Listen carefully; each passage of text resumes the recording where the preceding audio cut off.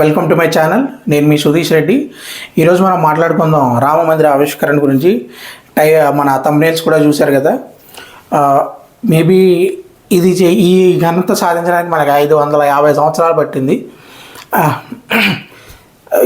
కానీ అట్లీస్ట్ ఇప్పటికైనా మనం సాధించి రామ మందిరాన్ని నిర్మించుకుని, ఎందుకంటే శ్రీరాముడు మనకి మన మూల పురుషుడు, మన పూర్వజుడు.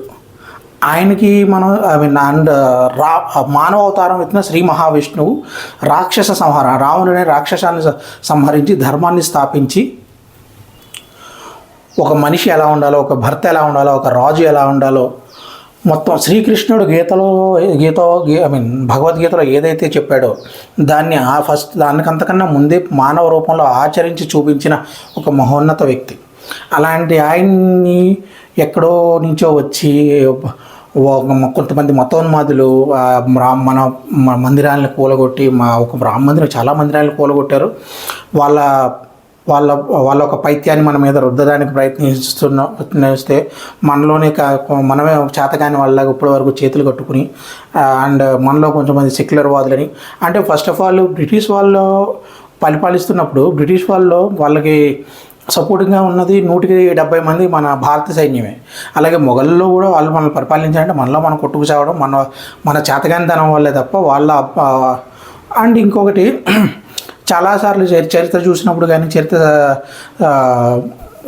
చదువుతున్నప్పుడు కానీ, ఈ రాజులకి ఎందుకు ఈ క్షమాగుణం వచ్చిందో నాకు అర్థం కాలేదు. కానీ ఎందుకంటే ఎప్పుడు ఏ రాక్షసుడు వచ్చినా, ఏ శత్రువు వచ్చినా మనలో ఏ దేవుడు కూడా క్షమించలేదు, సంహరించాడు. మనిషిని క్షమించవచ్చు, రాక్షసుల్ని కాదు. ఆ గజనీ మహమ్మద్ అనే ఒక గజ దొంగ 17 సార్లు మన మీద దండయాత్ర చేస్తుంటే 17 సార్లు క్షమించి పంపించాల్సినంత దీనస్థితిలో మనం ఎందుకున్నాం. మొన్న పృథ్వీరాజ్ సామ్రాట్ చేసిన ఆ సినిమాలో కూడా ఒకసారి దొరికిన వాడిని వదిలేస్తే మళ్ళీ వచ్చి మన మీదే అది మన చేతగాంతనం. అంటే మేబీ మనకి దుష్ట శిక్షణ శిష్ట రక్షణ అని చెప్పారు. దుష్టులను శిక్షిస్తేనే ఈ సామాన్య ప్రజల్ని రక్షించగలం అనేది.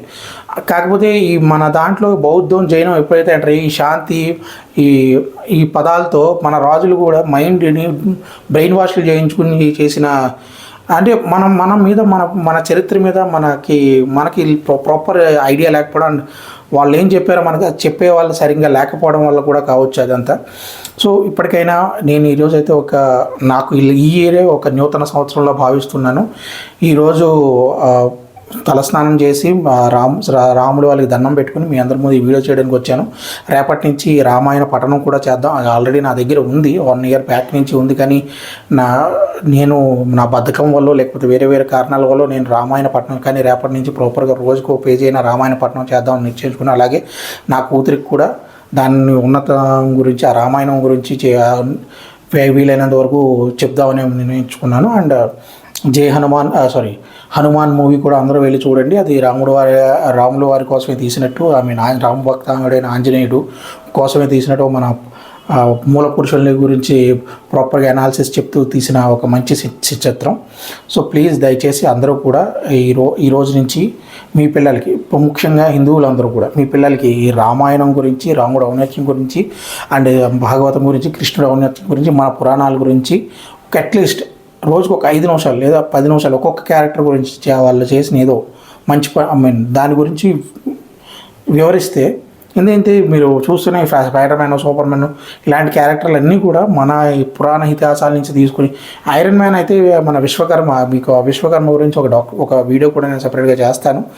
ఇవన్నీ కూడా మన పురాణాల నుంచి, అండ్ వీళ్ళు కనిపెట్టిన యాటమ్ బాంబ్ దగ్గర నుంచి ఏరోప్లేన్, ఇవన్నీ కూడా మన దగ్గర ఉన్న విజ్ఞానం, అంటే విజ్ఞాన సంపదని కొల్లగొట్టి పట్టుకెళ్ళి అక్కడ వాళ్ళు వాడుకుని చేస్తారు. కానీ మన దగ్గర ఉన్నదాన్ని మనం వాడుకోలేం. మనకి ఇంటికి ఆవు పేడ అతుకోవడం, లేదా ఆవు పేడ పట్టుకుని పిడకలు చేయడం, ఇవన్నీ కూడా రేడియేషన్ తీసుకునే క్వాలిటీ మన ఆవుని అంతగా ఎందుకు పూజిస్తామంటే, ఆవు ఏం తిన్నా కూడా దాని స్వచ్ఛమైన పాలుగా ఆవు మూత్రం నుంచి ఆ స్వచ్ఛత బయటకు వస్తుంది. అందుకే మనం పాలు తాగుతాం, ఆవుని అమ్మలా పూజిస్తాం. అది కూడా తెలియకుండా కొంతమంది ఎక్కడికి వెళ్ళి అవన్నీ మనం తెలియాలి. మనం ఏంటో మనం తెలుసుకుంటే ఆటోమేటిక్గా ఇవన్నీ మనకి తెలుస్తాయి. సో ప్లీజ్ దయచేసి ఈ రోజు నుంచి మీరందరూ కూడా జై శ్రీరామ్ అంటూ రామాయణ పఠనం చేసుకుంటూ మీ పిల్లలకు కూడా నేర్పించారు. ధన్యవాదాలు. జై శ్రీరామ్, జై ఆంజనేయ, జై హింద్.